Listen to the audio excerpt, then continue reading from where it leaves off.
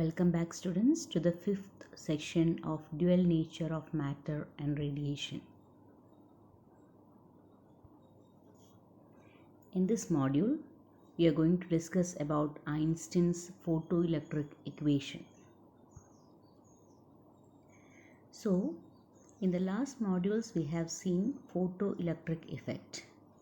Now, we are going to discuss about photoelectric effect and the wave theory of light. As we had already discussed, the phenomena of interference, diffraction and polarization were explained by the wave picture of light. But the experimental study of photoelectric effect cannot be explained with the help of wave theory. So, the photoelectric emission was explained based on the photon picture of light.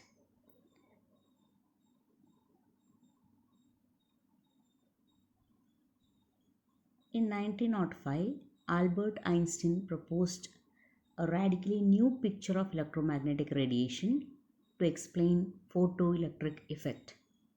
According to him, each quantum of radiant energy has an energy of h nu, where h is the Planck's constant and nu is the frequency of light. According to him, photon is a packet of energy or quanta of energy associated with electromagnetic radiation. The energy of a photon is given by E is equivalent to h nu, where nu is the frequency associated with the photon and h is the Planck's constant.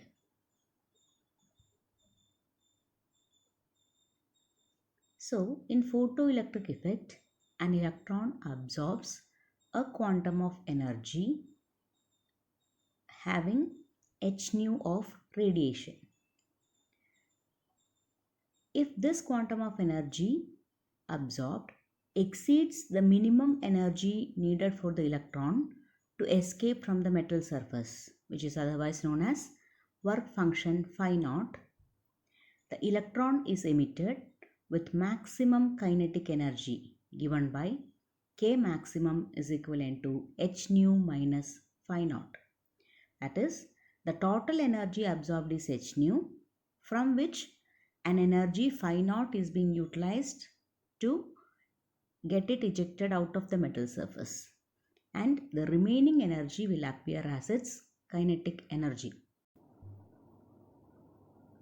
The value of work function for a particular material is a constant and it depends on the nature of the material. We have already discussed that stopping potential is the minimum retarding potential which should be applied across a photoelectric tube in order to make the photoelectric current zero. Suppose if Vs or V0 is the required stopping potential and E is the charge on an electron, then E into V0 will be equivalent to the maximum kinetic energy, which is equivalent to half m V maximum square. Now, Einstein's equation can be written as h into nu minus nu naught, where phi naught is replaced by h nu naught. Then h nu minus phi naught can be written as h nu minus h nu naught. If h is taken as a common factor, this will turn to h into nu minus nu naught, which is equivalent to kinetic energy maximum, which is half m V maximum square, which is also equivalent to E into V naught. These three equations are very important with regard to Einstein's photoelectric equation.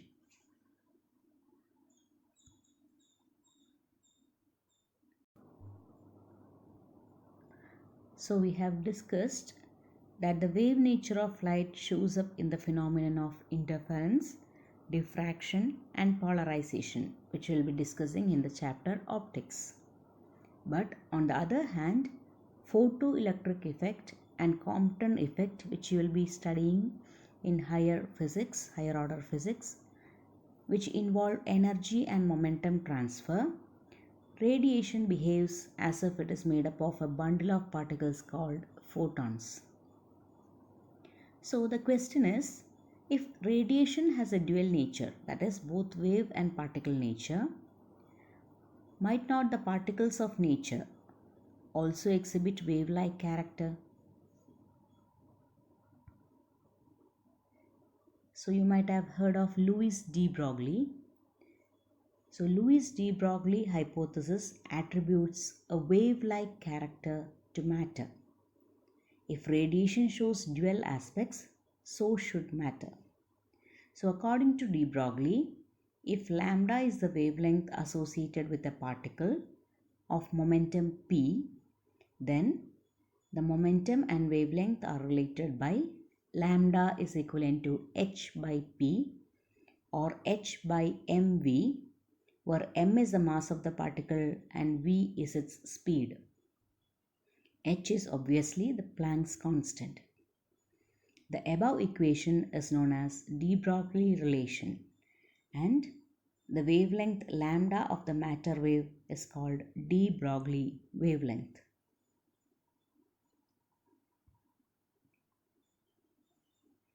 We have already seen last year that the kinetic energy Ek is related to momentum as p square by 2m.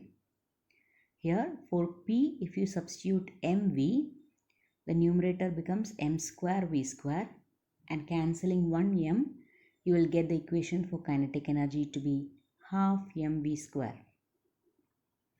So according to de Broglie's equation, de Broglie wavelength lambda is equivalent to h by p. So from the above equation, Ek is equivalent to p square by 2m. P can be written as root of 2m Ek.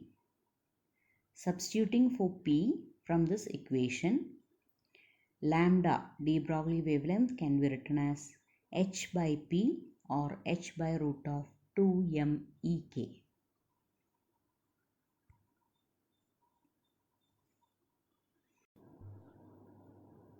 So we have seen that de Broglie wavelength lambda is equivalent to h by P or h by root of 2m kinetic energy. We have also discussed that maximum kinetic energy half mv square is written as EV or QV, from which the velocity of the electron V can be written as root of 2q capital V by m. Here Q will be written as E in your textbook, from which the momentum P can be written as mv, which is equivalent to root of 2q capital V into m. Hence, de Broglie wavelength can also be written as h by p, which is equivalent to h by root of 2q capital V m. Instead of q, it is written as small e in your textbook. So, accelerated charge, if it is an electron, lambda can be written as h by root of 2e capital V into me, where me is the mass of an electron. Substituting the values of Planck's constant, charge of an electron and mass of an electron, we will get the equation for de Broglie wavelength lambda to be 12.27 divided by root V angstrom for an electron beam.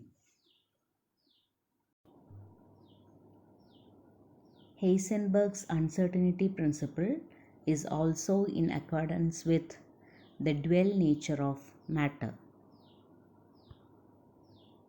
Hope you have understood the session. Thank you, dear students.